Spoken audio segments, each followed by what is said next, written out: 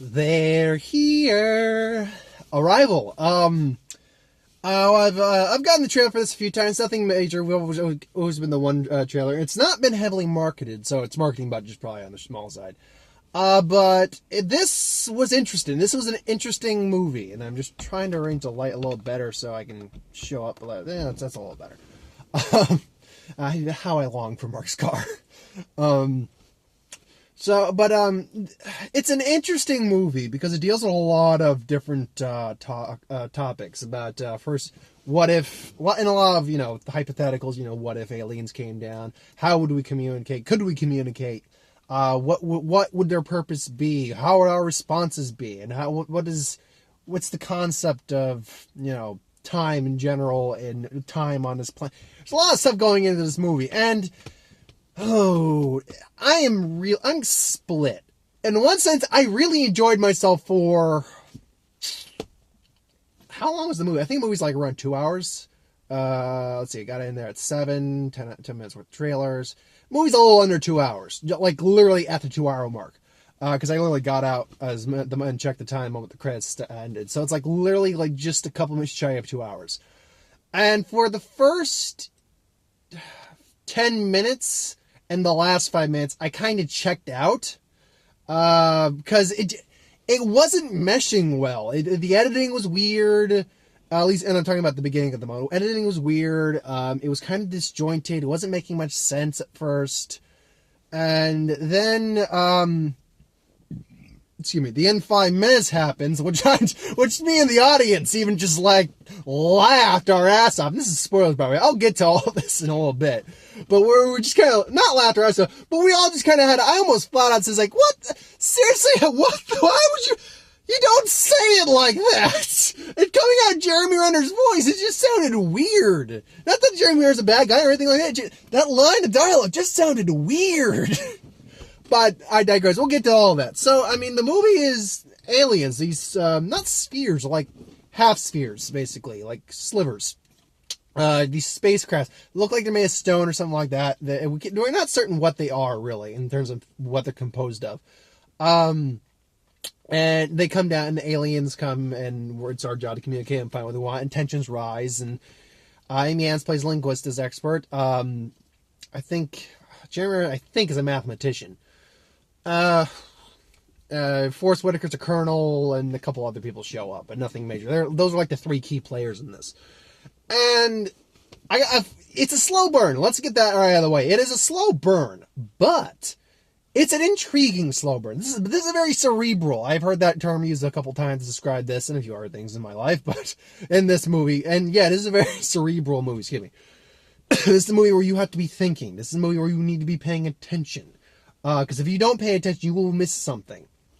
At one point, they talk about why they're opening up the thing every couple of minutes. It's because maybe they have to terraform the atmosphere for us, or because they have a different atmosphere. They kind of contradict that later on when they send Amy Adams up there and she's inside their atmosphere, but whatever. The gravity, the gravity apparently adjusts for, because they manipulate the gravity in their ship. You see in here where they go bouncing up and then land on the thing, which, by the way, was a great forced perspective shot. You see this column, like, that looks like a walkway, but no, I know it's up, but then it's not up. I'm like, they just goes, boop. Wait, here we go. So you go up and then, boop, there you are. So I thought was actually a really cool shot. There's some beautiful cinematography in this movie. Just gorgeous. However, I know CGI is really good, so I don't know how to... For those of you who go see the movie and stuff like that, you'll know what I'm talking about. And those of you who haven't... the scene where you get and you even get that scene in the trailer too, where you get the shot of the ship, they're heading towards it, and it's the fog rolling in off the mountains. It's a gorgeous shot. Then we see base camp for the Army or National Guard. I think it's the military. Because the National Guard's technically not the military. And we see that. And... I swear to God, if it wasn't for the fact I'm seeing people walking around down there, I would have guessed it was a model. I swear to God, it looked so much like a model. And someone came off the bike path. I'm like, that's all the acting's great. All the acting's superb.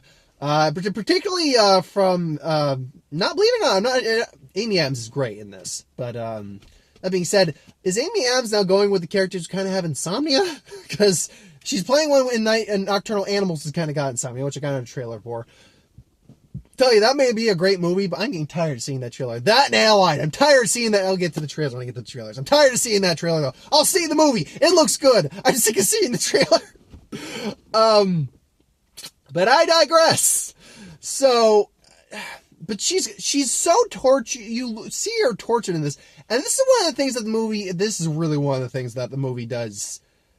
I'm split on, because I'm like, I don't know if that's cool, clever twist, or just... really? One of those. So throughout the movie, we start the movie with her, and don't get me wrong, I'd say it's clunky and a little messy, but it's beautifully shot because there's almost no music. There's very little, she has like a little monologue about time. And we're seeing her with clearly her daughter, which I'm looking at this like, to see your daughter age into like a 15-year-old girl or 15 to 18-year-old and her daughter dies of a disease, looks like cancer, but apparently it's not. So we see this, and this is going to be big spoilers, by the way. I've already put spoilers on it, but this is like the big plot twist of the movie.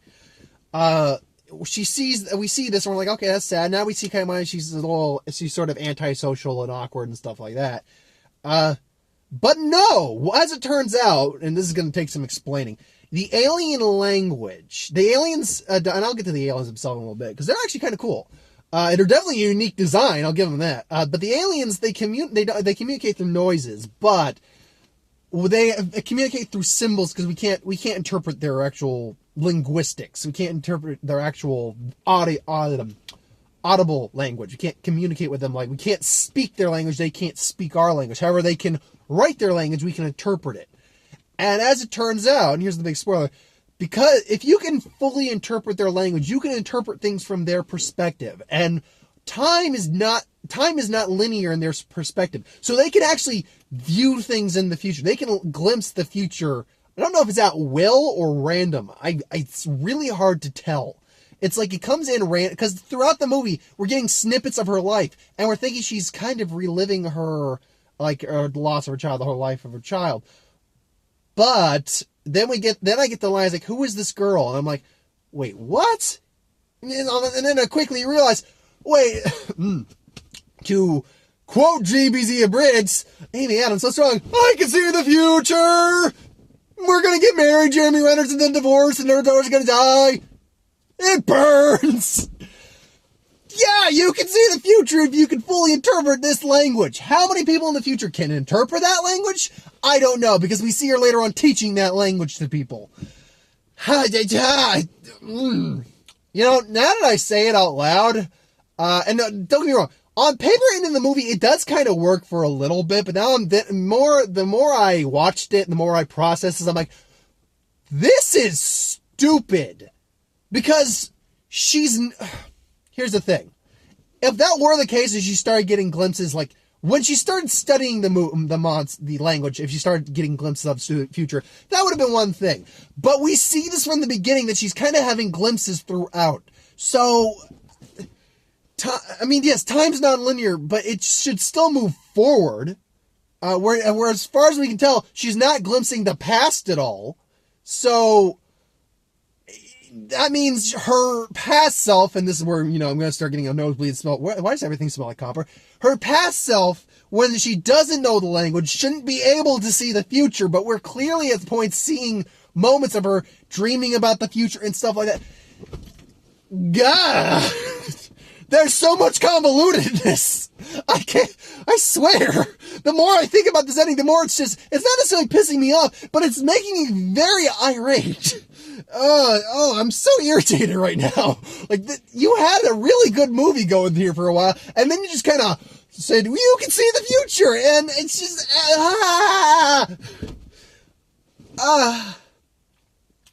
And then apparently by the way, her ability to see the future is apparently what ends up getting her a divorce later on in the future with Jeremy Renner. Because she talks about she could see the progression of a disease that would be unstoppable and apparently kill her daughter, I'm guessing. It looks like cancer, but I'm guessing that's what did her in. And that's apparently pissed him off, and apparently that's why they got divorced. To be honest, if your wife is Amy Adams, first off, if your wife's Amy Adams, good on you.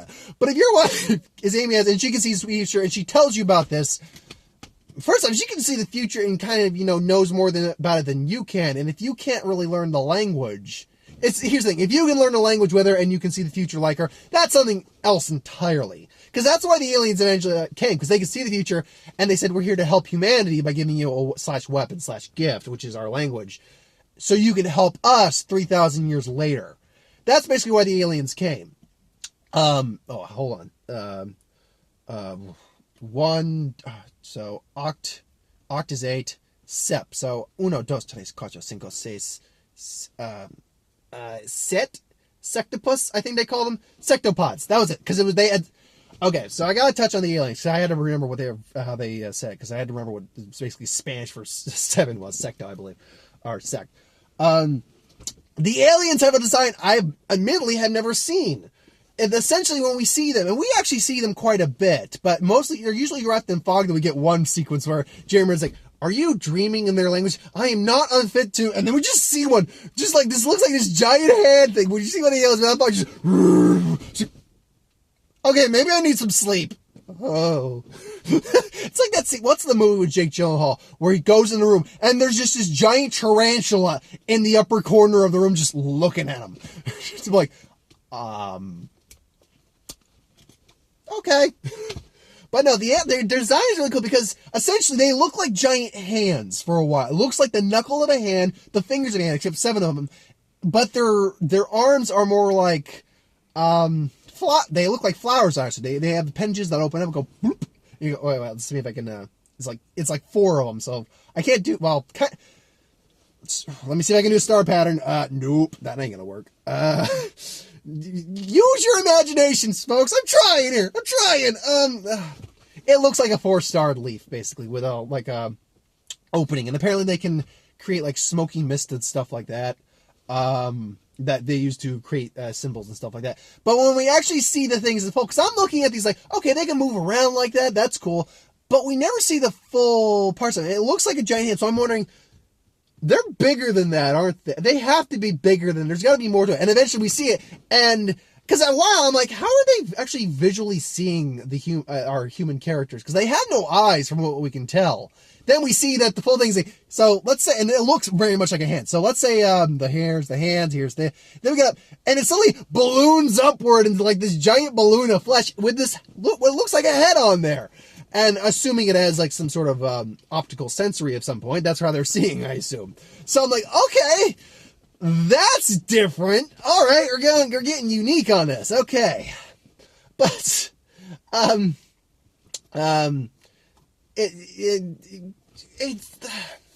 look, I don't want to get political at all. I will just say this and leave it at that. I'm not a Trump fan. I don't support him. I don't like him. He's president. We got to deal with that. This really, because of how that went down, because of the fact that he became president, and because of the political atmosphere a lot of us fear he may create, if you support him, I'm not going to say anything on it. You support who you support.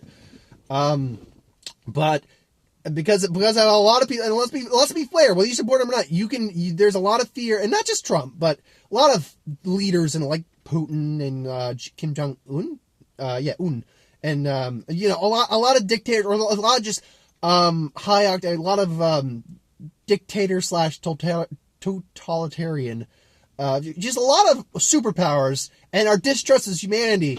Watching this after all that happened, I'm like, oh, this at points is making me feel uncomfortable, because I really feel like we would react like this, and we would possibly start a war with an alien race that could possibly just mean peace, or could blow us out in an instant. Because we are, as Men in Black put it, people are smart.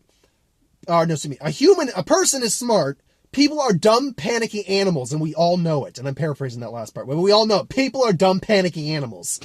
Ugh.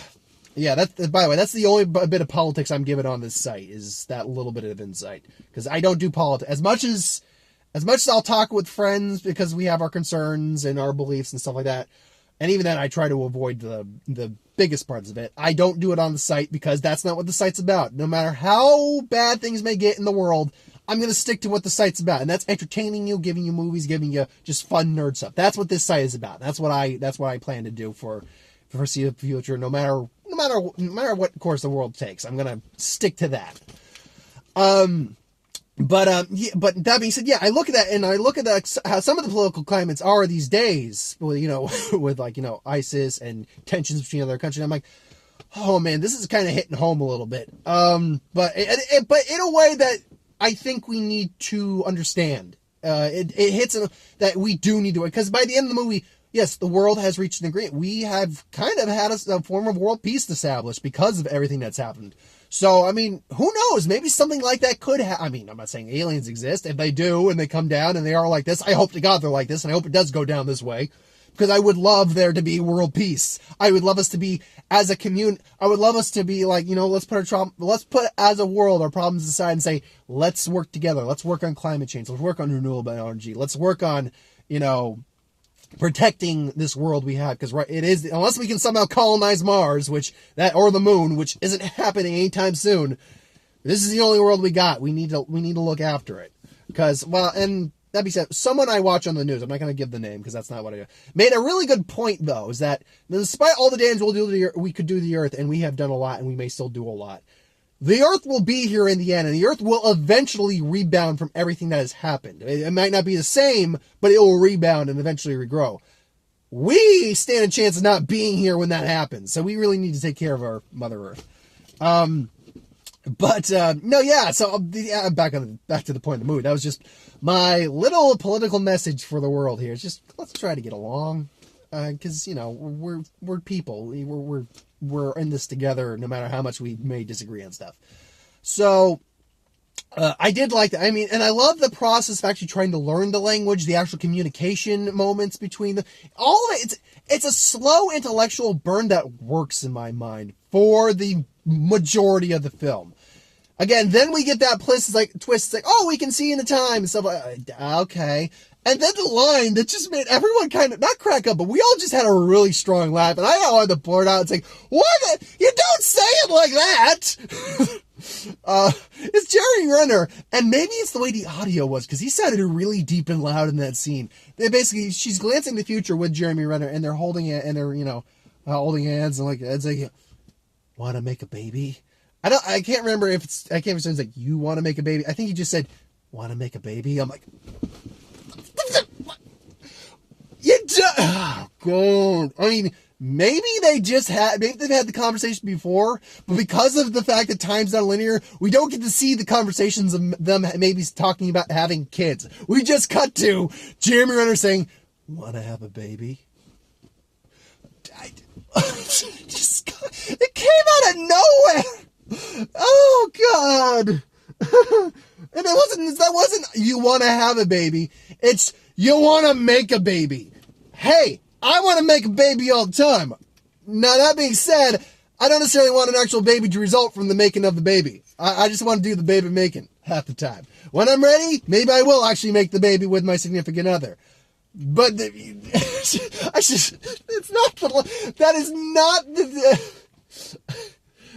not the way you say that. At least not in terms of a movie where we don't get any progression to that. Now actually thinking that over my head, I'm cracking the fuck up. It's hilarious. Oh, good Lord. Now, that being said, the movie just ends with them holding each other, and then we see Arrival. I'm like, all right, fine. But if I were to give this a rating, the problem is if the beginning and the end, and maybe if that whole explanation of time had been a little bit better, like how seeing in time would be better, I might have, and there it goes. Hold on. There we go. I'm just going to keep the keys in there. If the explanation of time and stuff like that had been better, and again, the ending and the middle, because I didn't hate the beginning, I didn't hate the end, but they just felt really out of place, and the ending, I think, is worse than the beginning. It doesn't ruin the movie for me, it's just very, just really out of nowhere, kind of, and not even out of nowhere, it's hard to explain because of the way they explain how time works for these beings. So, I don't know. I'm very torn. Excuse me. And there's a couple moments there where you get a laugh too to help levity some stuff. But, see, had I thought the movie as a whole throughout was just amazing, I probably would have given this like a 9, maybe even verged on a 10. But because of the issues I kind of have, I would have to lower it more to like a 6.5 or a 7. I think I'd go with a solid 7. Honestly, it's a 7. It's definitely above average. It's a good sit. If you can handle a slow intellectual burn kind of movie, then this will be a good sit for you. And sci-fi, if you love sci-fi. So overall, yeah, I think I'd give it about a 7. But that beginning and the ending really, and again, that time explanation thing really kind of threw me off and didn't. I mean, I can handle I sat through Interstellar and got most of it, honestly. I've sat through a lot of intellectual films, and I'm not saying this film's, if you're not intellectual, you won't get it. But at the same time, I'm not saying I'm intellectual. I don't think I'm a dumbass. I don't think I'm unintelligent. But when you explain it like that, and it's not like I didn't understand it, but then at the same time, there's points about this ability to see time that you don't explain properly in the movie. So, it's just, yeah, I think I'd give it about a 7. It's a good movie overall, and given the amount of people, I was surprised, it was a 7 o'clock showing, but I was surprised how many people were in that theater for Arrival. There was like 30 people, maybe even 40 people in there, and a theater usually sits about 100, maybe a bit more. So, I mean, I don't know what this movie's made on. I'll have to check the budget on this, but I can't imagine it was made on a great deal. If I were to guess, this was probably only about maybe between 20 and 40. If this was made on anything more than 40 million, I'm probably going to say this movie's not going to do overly well at the box office. But if this was made on like maybe 20, 40 million at most, then maybe I might actually stand a chance. I don't expect a sequel out of this. This movie doesn't need a sequel. I would be interested to see how they would go treat a sequel, but who knows? But again, I would have to check what the actual budget for this movie is. But anyway, most of the trailers I've already gotten. 20th Century Woman, it's a different trailer for that I've gotten, and it looks interesting. It's not my genre per se, but it's because it's and not saying that because it's a character piece. I'm just saying, or a period piece, but it's just not a movie I'd normally just go see, but it doesn't look bad. I'm sick of seeing Nocturnal Animals. I'm sick of seeing Allied, and I'm kind of sick of seeing Manchester by the Sea. All three look good. All three look fine. I don't care about these trailers anymore. Give me a different trailer. That's what I'd really like to see. Give me a different trailer, and then I'll give a damn again. But I know Allied comes out this month, and I think it might come out next week. No, actually, it might come out the week afterwards. So it's coming out the same week as Moana is. Okay, the only really new trailer we got, because we've got Mrs. Sloan again, and Miss Sloan, with Jessica Chastain, she's a lawyer and all that. And again, another movie, like, I'm sure that might be really good. Give me a different trailer. I'm sick of seeing the trailer. But The Office Christmas Party with, Jason Bateman, Jennifer Aniston, not Tim Miller, he played Weasel in Deadpool, TJ Miller, not Kristen Wiig either. She played one of the new Ghostbusters. Kate McKinnon. I'm certain there's a couple other ones I saw that I didn't recognize. That looks hilarious. That looks fun as shit, man. I'm in desperate need of a good comedy this year, because there's been, I haven't seen a lot of, I just realized, what was the last comedy I saw? Wow, crap. Give me a moment. I mean, I'm pretty much done with the video, but give me a moment on that. What was the last comedy I saw this year? I'm not certain I'd know that without actually checking. Sausage Party. Okay, Sausage Party was the last one I saw. And that was an exception comedy, because it's technically an anime film, but it's a comedy, and it was hilarious. But apart from, if we're talking about just a human, or actual human people are, I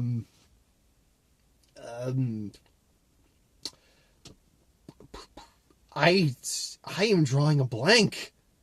Could it? I gotta believe I saw something between Sausage Party and 50 Shades of Black. I have to believe, or Zoolander 2. I have to believe I saw something between February and August. That was a comedy.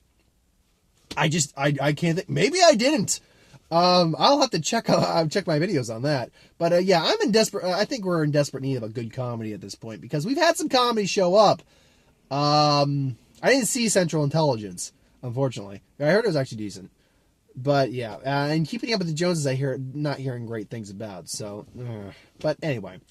Thanks for watching. I hope you enjoyed. Like, comment, share, subscribe. As always, if you want us to review something, put in the comments below. Let us know. We'll do a review of it at some point. If I got movie news to do, I will put that up. If you got an idea for who would win or what if video, put that in the comment below too. I will get to it. Besides box office, I don't have anything else this week to go over. I've pretty much done all the videos for the week. But again, if movie news or a trailer pops up, I talked briefly about that Valerian trailer. I didn't do a reaction because, frankly, it looks like it looks beautiful and it looks like they're doing some interesting stuff visually, but it just looks like another sci-fi movie. Honestly, it's like No Man's Sky, the movie, I know it's based off a novel, but it's like City of a Thousand Planets or something like that. So it's like, that kind of reminds me of No Man's Sky a little bit, which I didn't play, but I know the general gist.